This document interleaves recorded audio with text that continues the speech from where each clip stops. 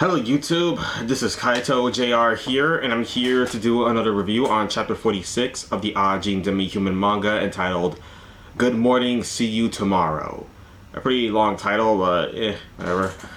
But yeah, so in the beginning of the chapter we see a new character introduced here in the manga named Jun Suzuki. Of course, if you already know, Jun Suzuki is the first publicly known Ajin in Japan. She was the first discovered one, and of course at the beginning of the chapter it doesn't reveal that, but later on we see this waistband. It says GPS around her, around her leg at the bottom. It's kind of close to her foot.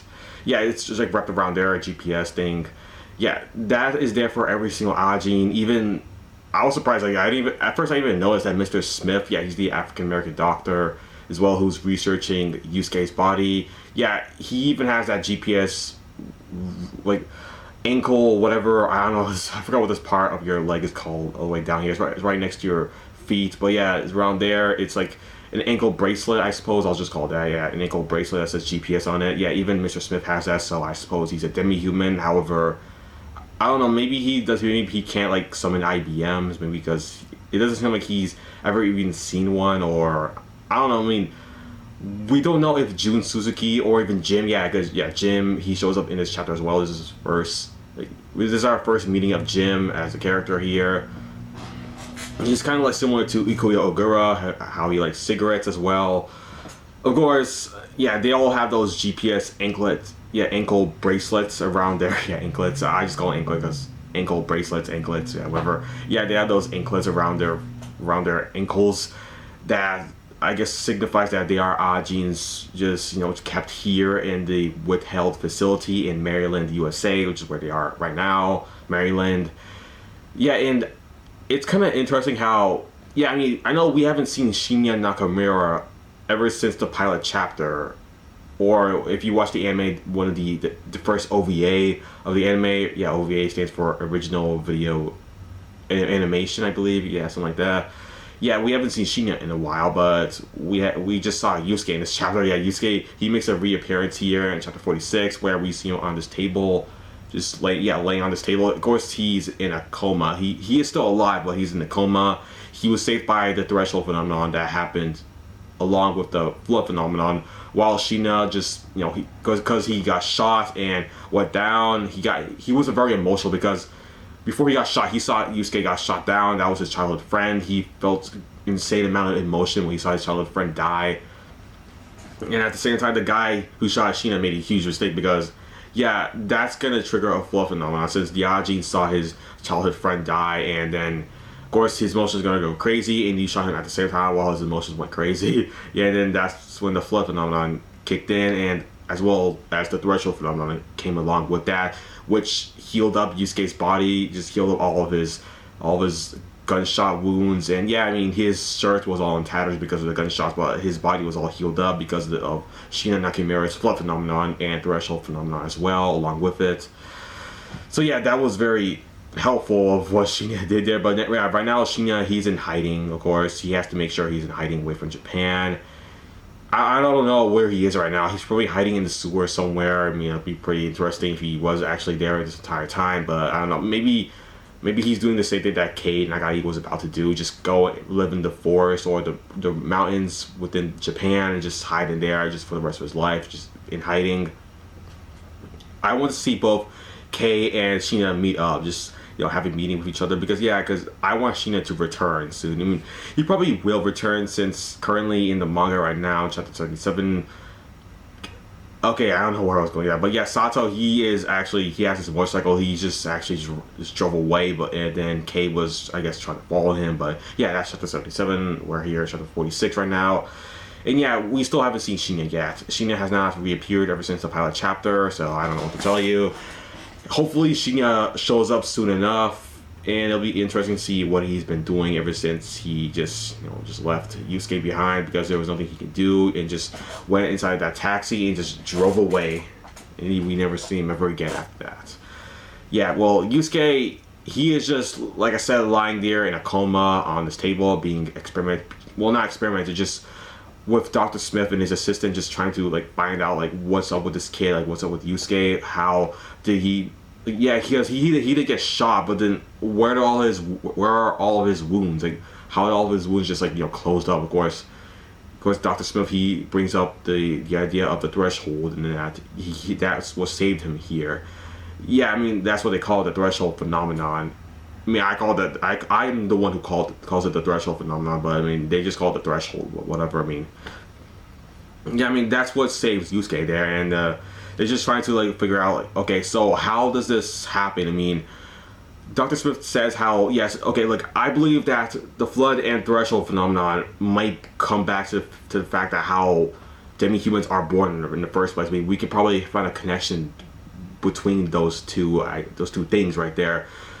Because right now we don't know how Ajins are born, how they are created, along with their IBMs, like where they come from. I mean, Ajins are just normal human beings, but I don't know, if somehow they're just plagued with these IBMs. I mean, I wouldn't call it plague because it kind of just, it's just like, it's kind of who they are, just as a person. It's just it's just these group of people who just cannot die. Yeah, they're part of this whole community that has to stay hidden away from society because society just sees them as monsters, like creatures that must be hunted down. Just because they just see them as enemies of humanity for the most part, the public, because they were just told lies by the people like the higher ups that demi-humans, they are extremely dangerous.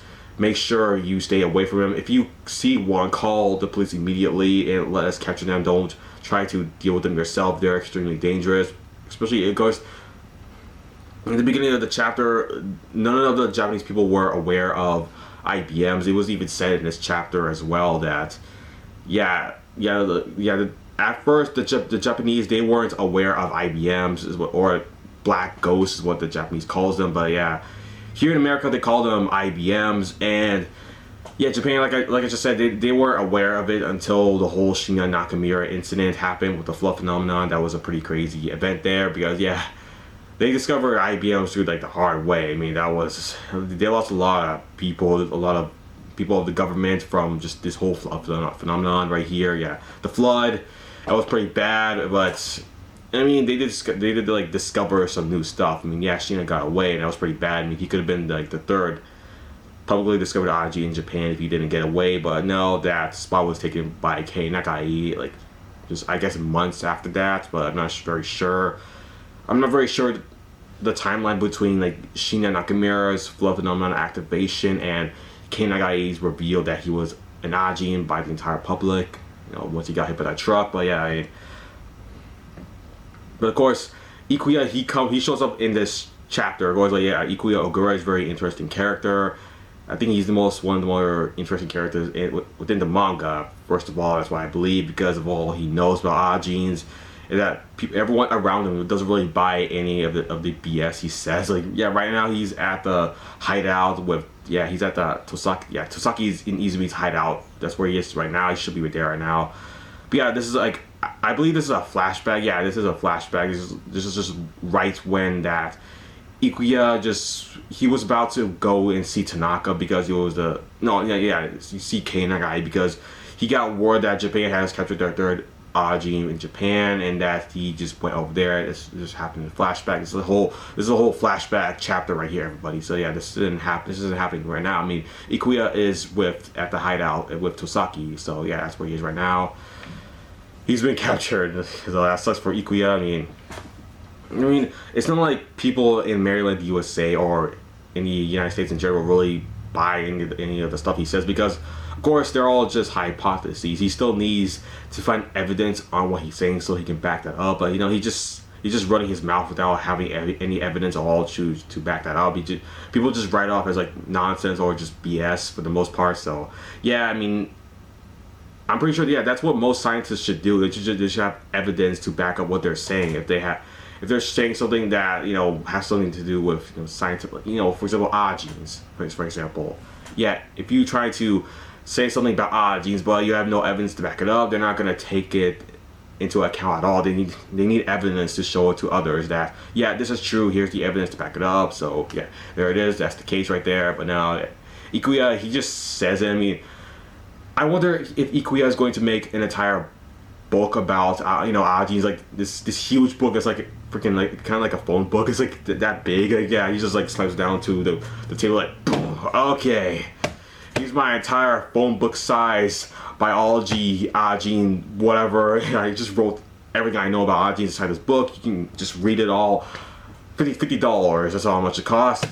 Yeah, so here you go. Yeah. I would buy that in a heartbeat. If just let you all know, I would so read that whole thing, that whole phone book size textbook of Ajin's, everything about them that Ikuya knows. Yeah, because Ikuya is a very interesting character. I would love to read everything he knows about Ajin's. Unfortunately, he's not. I don't think he's planning to make a textbook that big, like phone book size textbook. I don't know if he's gonna do that. I mean, how could he like print all those? That must take like a long time to print like all of those. But yeah, I mean, it'd be pretty nice if I got something like that. Like whatever. I mean, but yeah, Jun Suzuki, she seems to be close friends with Ikuya Ogura. I mean, she I don't know. Yeah, because we see her just talking to Ikuya on this bench, and then Jim just shows up from this. I don't know, the 7-Eleven, yeah, because they're in America, so they have 7-Eleven there. Yeah, Jim, he just buys a cigarette from there. I just came back and they said, like, yeah, they're losing all their American spirits, man. I mean, I went there and they say, like, oh, you want these cigarettes? Wait, aren't all cigarettes the same? Like, hell no, what the hell's wrong with you? Yeah, so that's what Jim just complains on. Yeah, that's so Jim right there.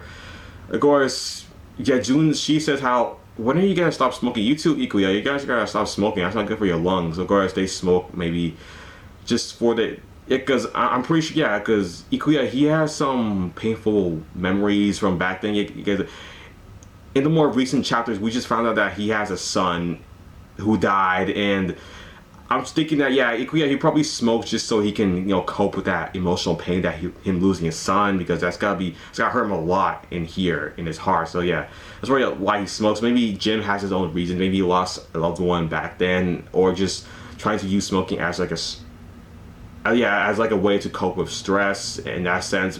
I'm pretty sure, yeah, they have their own reasons why they smoke. It's just like June doesn't probably realize that, but I'm pretty sure she is still good friends with both of them. I mean, she is pretty close, but maybe they just don't want to tell everything they know to Jun Suzuki. I mean, of course, as far as I know, Jun is a pretty important character since he was the first publicly discovered Ajin in Japan. That's why she's very important. However, we don't see her too much. I mean, this is her first and only appearance in this entire manga in chapter 46. We don't see her after this or before this at all. So yeah, I mean, who knows? Maybe we'll see June show up in Japan soon, because she even says how, yeah, I haven't been in Japan for a while. I mean, ever since I got into that street fight in Japan, ever since I wanted to continue reading that book. Like, I saved the last 40 pages because that book was so interesting. I wanted to get to the ending, but I wanted to save it. But then I just went out to get some food, I think, from the store. Yeah, I think that's what she said. And yeah, and then she got into a street fight. She died in recess. She was discovered as an Ajin. Her life was taken away from her. And then she was put in a facility. She was tested upon that she was the first discovered Ajin in Japan. So that was pretty bad. She got a 001 tattooed on her. So yeah, tattooed on her bandage up body, possibly just same as Tanaka and K. Yeah, Tanaka has a 002, K has the 003 marking on him. So yeah, those are their numbers, of course. But yeah, I mean, June, she's definitely probably gonna want to show up in Japan probably soon in the manga. I mean, that's what she wants to do, and I don't know if she wants to, then that's what she's gonna get. I mean, she has family in Japan, and she probably hasn't seen them in a while. She wants to see them again.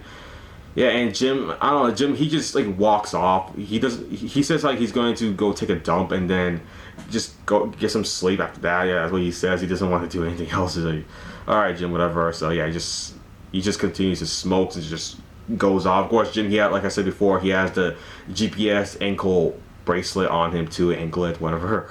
Yeah, he has that too. And even before he left, he notices Ikuya Ogura's like cigarettes. He notices, oh, hey, this is some interesting looking cigarettes. Where'd you get those?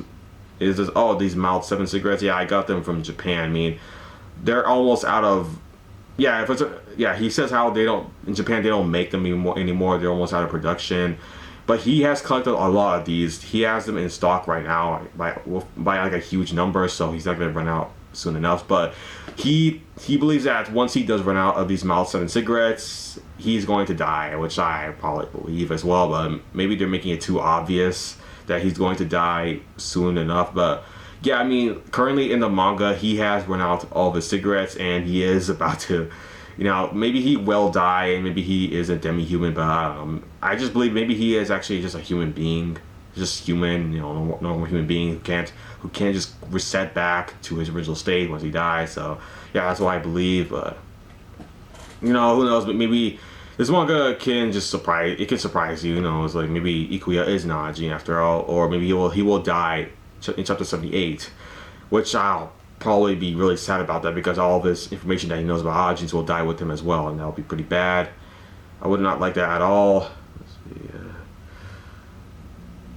Yeah, and also Ikuya states how and the Ajin research budget thing, I believe, he says that's being cut down because they're finding it as a waste of money just to pay for something that we just don't know fully about Ajins. Like we can't see we can't see the IBMs they have. So I don't know. Like they believe that it's just better to use the money for other stuff as well, maybe for like blood banks or something like that, like blood donations, rather than just wasting on demi-human research. They just believe that. That's why they just cut the budget for the demi-humans, which is why they're probably not going to be able to research them as much anymore. So that's really sucks for Ikuya. However, we'll just see what happens with that. Even though the main setting of the manga is in Japan, of course, but we won't be able. Maybe we'll cut back here back in Maryland, USA soon, because interesting things are happening in Maryland, definitely, especially since Yusuke is here, as well as tons of Ajins here as well. So yeah, it's pretty cool. Let's see. It also explains how Ikuya explains to Mr. Smith when he just shows up during his break time that Jun's like, "Oh, Mr. Smith, you're in break time?" "Yes, I am." And Ikuya, "It's you, great." Okay, so what nonsense do you have for me this time? Alright, so and then Ikuya says how, alright, well, first of all, you see, Ajins, they are able to control their IBMs through their emotions, especially when their emotions start to spike up, and then their concentration of their IBMs also become more denser when their emotions, he says something like that, like their emotions manipulate how their IBMs, act, and of course we know that because that's what Ikuya says to Kei Nagai as well. If he wants to better control his IBM, he needs to change himself. So emotions definitely have a play on controlling your IBMs and how dense they are and stuff like that. But I don't know. Dr. Smith, he doesn't really buy that because he says our emotions are only the synapses that are manipulated by electro. I don't know. I'm just trying to find where he says this.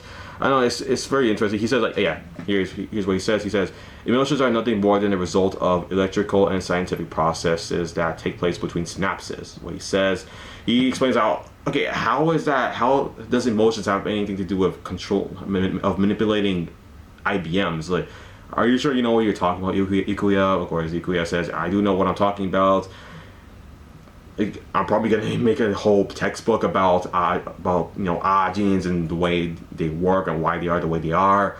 It's like that. It's gonna be a huge full book sized whole thing right there. And sure, I'll give one to you so you can read it, Dr. Smith. And Dr. Smith's like, no, thank you. I'll just leave right now because I want to hear this crap. It's of course.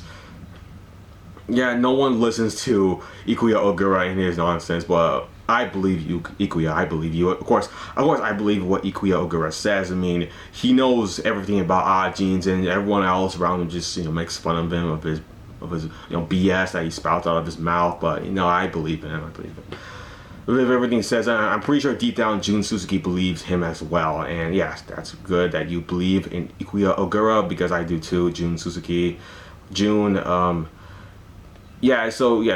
going to go back to work, of course, because she can't just stay here and just talk to Ikuya forever. She's gonna have to go back to work, probably get some sleep soon. She just woke up at the beginning of the chapter. So it's gonna be nice. Hopefully she returns back into the manga. I really want to see her again. Yes, it's because she's a very interesting character, very important as well.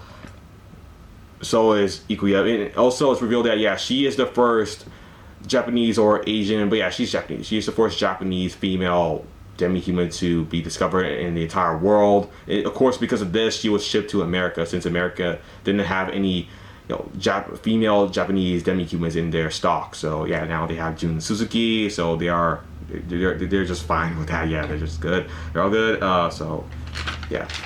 Alright, so that's the end of the chapter review, everybody. Make sure you comment down in the comment section below if you have anything you want to say.